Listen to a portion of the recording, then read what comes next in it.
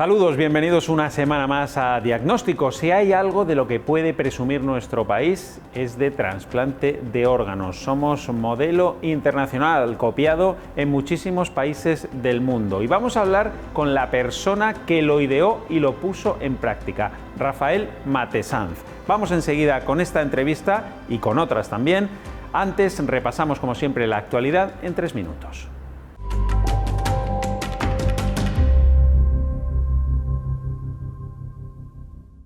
España abrió este lunes oficialmente las puertas a los turistas extranjeros que hayan completado su vacunación contra la COVID al menos 14 días antes de su llegada. En el caso de los europeos, nuestro país empieza ya a recibir a visitantes que acrediten estar inmunizados, haber pasado el coronavirus o tener una PCR o una prueba de antígenos negativa. Esos son los 3 supuestos que incluye el certificado COVID de la Unión Europea, para el que, sin embargo, no han terminado aún del todo los preparativos técnicos. Para los turistas del resto del mundo, España acogerá vacunados con cualquier suero autorizado por la Organización Mundial de la Salud, lo que incluye la rusa Sputnik y la china Sinovac. El gobierno espera que nuestro país reciba entre 8 y 12 millones de turistas durante el verano, lo que supone entre un 60 y 70% menos que en 2019. Uno de los problemas que puede lastrar el turismo es el veto impuesto por Reino Unido a nuestro país. Las autoridades británicas no ven a España como un destino seguro, por lo que exigen doble PCR al regreso a los nacionales que hayan visitado territorio español. Esta decisión será revisada el 28 de junio, por lo que el sector da por perdido el mes. Eso supone, según la patronal de agencias de viaje Exceltour, pérdidas de 386 millones de euros semanales, 1.500 solo durante el mes de junio. Habrá que ver qué decide el gobierno británico en 3 semanas, si bien allí la variante india del COVID-19 está produciendo un repunte de los casos que podría poner en peligro la desescalada interna. El positivo del jugador del Barcelona, Sergio Busquets, que afecta de lleno a la selección española a 2 semanas de que arranque la Eurocopa, está levantando ampollas en el mundo del deporte. La Real Federación Española de Fútbol no entiende que se haya dejado fuera del plan de vacunación a los integrantes de la selección que van a representar a nuestro país, mientras sí se ha vacunado de forma masiva a todos los atletas olímpicos y paralímpicos que acudirán a los Juegos de Tokio este verano, incluidos los que no tienen aún plaza asegurada, gracias a un acuerdo entre el Comité Olímpico Internacional y la farmacéutica Pfizer.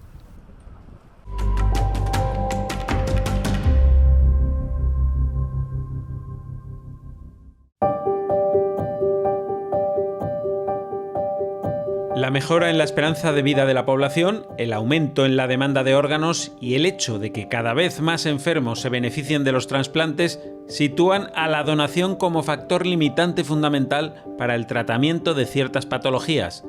España se sitúa como líder mundial en trasplante de órganos gracias sin duda al modelo implantado por la ONT, la Organización Nacional de Trasplantes, desde 1989. Hoy en Diagnóstico charlamos con su fundador, Rafael Matesanz, un eminente nefrólogo que, como él mismo dice, acabó montando y dirigiendo esta institución durante 29 años por un cúmulo de coincidencias. El empezar con la ONT fue un fruto de casualidades, de que la situación con la donación y los trasplantes entonces en España pues era bastante mala.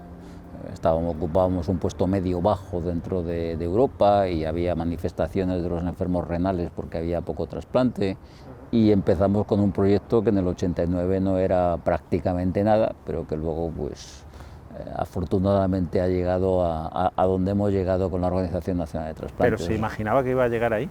No, vamos, de ninguna manera. Mentiría si dijera que en aquellos tiempos yo pensaba que íbamos a conseguir lo que conseguimos. Hay que tener en cuenta, bueno, empezamos en septiembre del 89, ¿no? Bueno, ya en el 92 éramos los primeros del mundo, en solamente 3 años. O sea, fue un vuelco tan brutal que aquello resultaba increíble visto desde fuera. Claro, pero ¿esto es porque los españoles somos muy solidarios, muy generosos, o porque se creó un modelo que también favorecía que fuéramos generosos y se pudiera aprovechar esa generosidad? Los españoles somos generosos y eso lo demostramos en múltiples ocasiones cuando hay una necesidad, pero no somos más generosos que el resto de los europeos ni que otras personas en el contexto occidental. Lo que ocurrió en el año 89 pues fue que establecimos un sistema organizativo. Realmente la Organización Nacional de Trasplantes lo que es un sistema organizativo, que consiste, yo diría que en poner a la persona adecuada en el momento adecuado y en el sitio adecuado.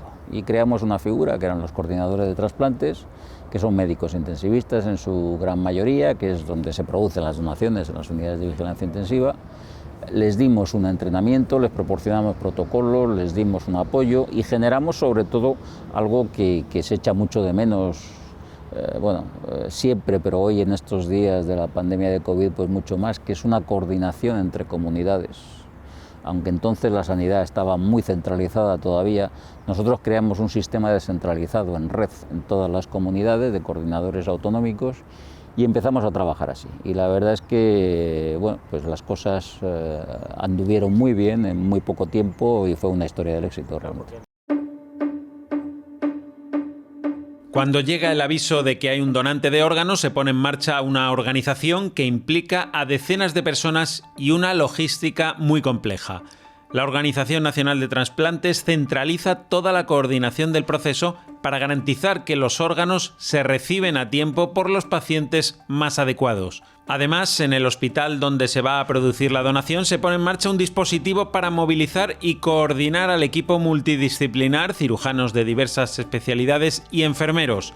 La extracción sigue un orden concreto. El orden generalmente va desde los órganos torácicos, corazón, pulmón, que puede ser solamente corazón, solamente un pulmón, bipulmonar o corazón y pulmones. ¿Y por qué se extraen primero los torácicos? Porque son los órganos más vitales, son los que necesitan menor tiempo de preservación. Posteriormente, los órganos abdominales, en los cuales está el hígado, páncreas, en caso de realizar extracción de páncreas, y riñones. Una vez extraídos, los médicos se aseguran de que los órganos sean aptos para donación. Una vez que se extraen esos órganos, se debe realizar una cirugía que se llama cirugía de banco. ¿Qué es la cirugía de banco? Se coge el órgano en unas condiciones de preservación, tanto con hielo como con líquido frío, para hacer una inspección macroscópica y saber que no tiene ningún tipo de lesión o tumor y que es apto para poder ser trasplantado. Conservar los órganos para que lleguen en buenas condiciones al receptor es fundamental. La clave de la preservación de un órgano es la hipotermia, es bajar la temperatura del órgano para que al bajar la temperatura los procesos químicos y enzimáticos se enlentezcan y al enlentecerse requiere el órgano menos energía para poder funcionar y esa hipotermia, esa disminución de la temperatura del órgano se puede hacer de dos formas. Una forma externa, que es muy fácil, con hielo, y una forma interna, que es colocando una cánula dentro del órgano a través de la arteria e infundiendo un líquido, que generalmente es un líquido preservador de órganos a baja temperatura. Hay órganos, como ya he dicho anteriormente, que son vitales y no pueden demorarse mucho en el implante, que son los primeros que se sacan, que son el corazón y los pulmones, por ejemplo, y luego hay órganos que pueden preservarse durante un poco más de tiempo, el hígado hasta 24 horas, el riñón hasta 48 horas y luego hay tejidos, por ejemplo, como el hueso, que se pueden preservar en frío y pueden durar años. El proceso de extracción, traslado e implante del órgano es complejo, agotador y muy caro, pero lo cierto es que la sanidad pública española no escatima en esfuerzos ni en gastos para llevarlos a cabo. Supongo que este modelo se ha copiado, se ha exportado, ¿no?, fuera de España. El modelo se ha copiado, a veces sin citar la procedencia, pues la verdad es que en todo el mundo. Los alumnos más aventajados están en Europa. Hay países, pues por ejemplo Croacia es un país muy pequeñito, son solo 4 millones de habitantes, pero ha copiado literalmente el modelo y la verdad es que les va muy bien, pero Portugal, es Francia, es Italia, es el Reino Unido, Bélgica. En España, corríjame, pero creo, y puede resultar sorprendente a lo mejor para muchos espectadores, todo el mundo es donante, diríamos, por defecto, salvo que exprese lo contrario, ¿no? Eso es una ley del año 1979, que es nuestra ley de trasplantes, que entonces se hizo copiando la ley francesa, que se había publicado 2 años antes, y que en teoría, pues efectivamente dice que todo el mundo es donante si no deja explicitado lo contrario. Lo que pasa es que el decreto que desarrolló esa ley al año siguiente decía que la forma de explicitar lo contrario puede hacerse de cualquier manera, sin ninguna formalidad. Y eso los jueces lo interpretaron desde el primer momento como que bastaba que alguien de la familia dijera que no quería donar, como para que aquello no funcionase. De hecho, es una ley silente, es una ley que no se aplica de una forma estricta, y nosotros siempre hemos pedido la autorización a la familia. ¿Y hay mucho porcentaje de noes? Pues en estos momentos es muy bajo. En estos momentos está en los últimos años en un 15 a un 18%, varía, sube un punto, baja un punto. Cuando nosotros empezamos, aunque no había datos estadísticos fiables, pero el número de negativas familiares podía estar entre un 30 y un 40%. Y países de nuestro entorno, como por ejemplo el Reino Unido, tiene un 40% de negativas. O sea que realmente la cifra de negativas españolas es muy baja. En principio, el único requisito para recibir un órgano de un donante es la compatibilidad del grupo sanguíneo. En todo caso, la reacción del organismo que lo recibe es la de expulsar un cuerpo extraño que no reconoce como propio. Puede ser un rechazo agudo o un rechazo latente, conocido como crónico. El rechazo se produce porque el cuerpo trata de eliminar un órgano que no conoce, que es ajeno a él. Entonces, cuando esto se produce de forma abrupta y que no hemos sido capaces de controlar esa respuesta del huésped, del receptor, pues se produce un rechazo agudo. Decimos agudo, pues se produce en muy poco tiempo, a lo mejor en menos de una semana, ¿no? Rechazo crónico se produce cuando, de forma muy latente, el cuerpo, de forma muy sutil, va tratando de eliminar el órgano, y eso se produce a lo largo de mucho tiempo, meses, años. Los trasplantes fracasarían en la inmensa mayoría de los casos si no fuera por los medicamentos inmunosupresores o antirrechazo, que inhiben la capacidad del organismo para defenderse de ese cuerpo extraño. La medicación inmunosupresora es la misma para todos los trasplantes. Hay varios grupos de fármacos, pero prácticamente se utiliza las mismas asociaciones de fármacos. Lo que pasa que en función de las características de los receptores, de los pacientes, pues se suelen utilizar distintas combinaciones. Hay algunos fármacos que son fijos, pero por ejemplo, si el paciente se hace diabético, pues se pueden suprimir unas y poner otras. En fin, hay como 4 o 5 grupos que se combinan. Los inconvenientes, pues a veces son tóxicos para el riñón, a veces producen hipertensión, patología cardíaca, a veces también tumores, a veces infecciones. Pero fíjate, aún con estos problemas, el ser trasplantado aumenta mucho la vida versus no ser trasplantado. Aunque se ha avanzado mucho y los efectos secundarios de la medicación son cada vez menores, el paciente trasplantado necesita someterse a una supervisión médica muy intensa. Requiere control médico continuo, cercano y de forma indefinida para toda la vida. Control médico y autocontrol por parte del paciente. En relación, pues el autocuidado es fundamental para que duren mucho los injertos y para que dure mucho la vida del paciente. La duración de un órgano trasplantado varía en función de la edad del propio órgano y de la edad del receptor. Así, por ejemplo, un niño que recibe un riñón probablemente va a necesitar 2 o 3 más a lo largo de su vida, mientras que a una persona de 60 o 70 años le va a servir para siempre. La ONT pertenece al Ministerio de Sanidad. Claro, usted mejor que nadie puede contestar a esta pregunta. ¿La ONT funciona con independencia absoluta de los poderes políticos o hay injerencias políticas en su funcionamiento? Para que el sistema funcione, una de las características de la ONT y lo que hizo que funcionara en el mundo fue que formara parte de la administración. A partir de ahí, pues mire, desde que yo entré hasta en el 89 hasta ahora, pues si no recuerdo mal, creo que vamos ya por los 19 o 20 ministros de Sanidad. Es decir, claro, ahí ha habido de todo. Claro. Ha habido quien ha tenido una tentación clara de interferir, básicamente pues para ponerse medallas, ¿no? Porque la ONT pues ha sido el oscuro objeto del deseo de muchos políticos, ¿no? Pero bueno, esa ha sido una de las cosas, de las tareas que hemos tenido, y es tener cintura para evitar que eso fuera así. Al final yo creo que lo hemos conseguido, pero hay que tener en cuenta que no es fácil. Decir ahora a posteriori que esto ha sido cosa de cantar, no es verdad. Ha habido intentos de interferencias y muy fuertes además. Bueno, y han conseguido mantener intacto el prestigio durante tantos años, que supongo que no será fácil, y una de las claves es la transparencia, es decir, demostrar a la opinión pública que todo se hace correctamente, que hay trampas, que recibe el trasplante quien lo tiene que recibir y no una persona por apellidarse o llamarse o estar en tal puesto. ¿Eso es clave también? Es fundamental, porque claro, es que nuestro objetivo social es que donen personas para que otras personas se beneficien. Entonces, si realmente hay la más mínima duda de que existe una priorización pues, por motivos económicos o políticos o de posición social, todo el edificio se viene abajo. Y sobre esto hay multitud de ejemplos en muchísimos países en donde las donaciones, después de un escándalo de distribución de órganos, pues se han venido abajo de una forma estrepitosa.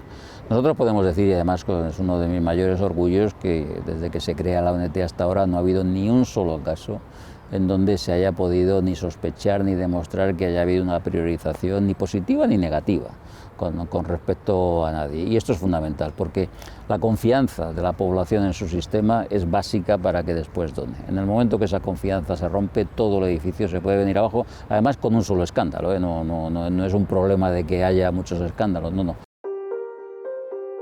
David sabe muy bien lo que es recibir un trasplante, en su caso de riñón y por partida doble. Sufre una enfermedad autoinmune que poco a poco va degenerando el riñón, de tal forma que en un momento dado comenzó a necesitar someterse a diálisis. Automáticamente cuando te entras en diálisis, entras en el programa de trasplante y entras, digamos, en lista de espera. Y así estuve esperando, pues sí, cerca de año y medio. Tuve la gran suerte, fue rápido. Yo me trasplantaron, todo fue muy bien el primer trasplante, fue muy rápido, pero al poco tiempo, a los 3 meses, debuté pues con síntomas. Síntomas sobre todo en la orina, yo no notaba nada, pero proteínas en orina, que se decían. Entonces, pues poco a poco el riñón fue otra vez empezando a dar síntomas de fallo. Pero bueno, se mantuvo bastante. Tuvieron que hacer biopsias para ver qué tipo de enfermedad. Intentar unos tratamientos con unas nuevas quimioterapias y así estuve aguantando pues cerca de 8 años. Finalmente el riñón falló otra vez y volvió a diálisis. De nuevo, tras un tiempo, le volvieron a llamar para un nuevo trasplante. Por ahora va muy bien. Ahí está, tal vez la enfermedad sigue ahí de base, pero por ahora se defiende muy bien el riñón. Recuerda perfectamente las 2 veces que le llamaron para decirle que había un riñón para él. Bueno, es muy emocionante, porque además siempre te llaman por la noche. Te llaman por la noche para trasplantarte al día siguiente. Yo lo he sufrido 2 veces y las 2 ha sido muy positivo. Te llaman, te tienes que ir allí. Hay un pequeño triaje porque vamos bastantes personas, normalmente es un riñón o 2 riñones, pero a lo mejor te presentas al hospital y hay 6 personas, ¿no? Entonces te hacen un examen. No tienes que tener ningún problema de salud, no tienes que tener fiebre, ninguna infección en el momento y según compatibilidad, pues deciden ellos. Ahora hace vida absolutamente normal, trabaja, hace deporte, eso sí, respetar la medicación es fundamental. Sí, eso hay que llevarlo a rajatabla, hay que tomársela siempre a la misma hora, la misma dosis, te hacen muchos controles y todos los días, por la mañana y por la noche, tienes que tomártela, eso no puede fallar. David no sabe cuánto le puede durar su riñón. Nadie puede hacer un pronóstico, aunque de momento todo va sobre ruedas y parece que va para largo. Bueno, el prestigio de la ONT está claro, tanto es así que ha recibido multitud de distinciones, premios, el Príncipe de Asturias, muchos otros, que usted ha recogido, claro, como cabeza visible de la ONT. Pero en realidad, ¿quién está detrás de ese premio? ¿A qué se está premiando? Yo creo que hay pocas actividades más corales que la donación y los trasplantes, ¿no? Aquí siempre los mensajes han ido dirigidos a que es todo el conjunto el que realmente lo hace posible. Y en este caso, pues primero es la sociedad, que es la que dona los órganos. Segundo, son multitud de profesionales y no solamente los médicos. Una donación de órganos donde se trasplantan pues 4, 5, 6 órganos, se calcula que pueden intervenir hasta 100 personas. Y son 100 personas que son médicos, enfermería, personal auxiliar, son los celadores, son los que transportan los órganos, son los aeropuertos. Es decir, si todo esto no funciona como un reloj, todo el sistema se viene abajo. En consecuencia, ¿quién tiene la culpa de que al año en España se trasplanten 5.000 y pico personas? Pues todos. pues todo realmente un sistema y un país que funciona mucho mejor de lo que muchas veces nosotros nos creemos. Es decir, simplemente funciona cuando se sabe dirigir. Está claro que la Organización Nacional de Trasplantes ha estado bien dirigida, hasta situar a nuestro país en unas cifras que ningún otro ha alcanzado hasta la fecha. Cada persona que dona sus órganos al morir salva o mejora la vida de varias, porque como decía una campaña de la propia ONT, tú eres perfecto para otros.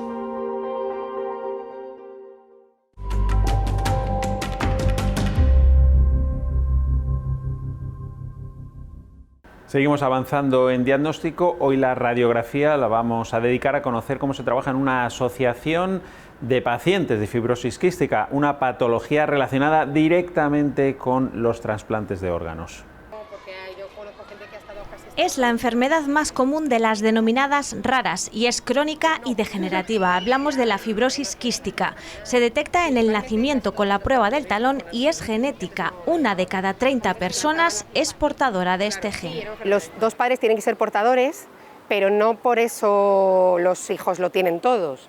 Tienen un 25% de posibilidades de que el hijo lo tenga desarrollado, por así decirlo, un 50% que el hijo sea portador y otro 25% que sea sano. Consiste en una alteración de un gen en el que el canal de cloro está obstruido y entonces eso genera que todos los fluidos de nuestro cuerpo sean más espesos y tiendan a infectarse. Afecta principalmente al sistema respiratorio y al digestivo. En el respiratorio lo que hace es que siempre tenemos moco, que tenemos que estar continuamente limpiando con fisioterapia, con antibióticos y mucha medicación, y en el aparato digestivo el páncreas no nos funciona bien.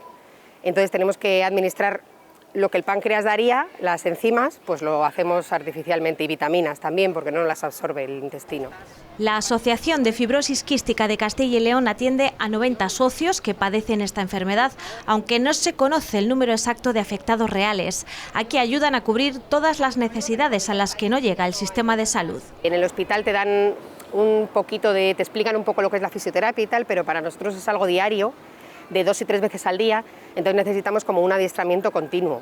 La atención psicológica es esencial para pacientes y también para familiares durante toda la vida, y también la labor de la trabajadora social, porque a muchos les cuesta dar el paso de acudir a la asociación. En un primer momento, la acogida de la familia, el contarles un poco cómo va a ir evolucionando esa enfermedad, el pasar ese shock en un primer momento y luego pues el ir incorporándote a la vida escolar, vida laboral, compaginarla a la de los padres y también compaginar la vida laboral del adulto, que muchas veces les es imposible y hay que pasar a solicitar incapacidades laborales, solicitar discapacidades, otro tipo de ayudas. La distancia y las mascarillas no son nuevas para ellos, las consultas online tampoco, porque para evitar desplazamientos y posibles infecciones por contagio, hace tiempo que llevan esta forma de vida. Ellos tienen una serie de infecciones que son cruzadas entre ellos y pueden ser muy peligrosas y degenerar la enfermedad. En un estadio avanzado de la enfermedad, la única alternativa terapéutica para estos pacientes es el trasplante de pulmón.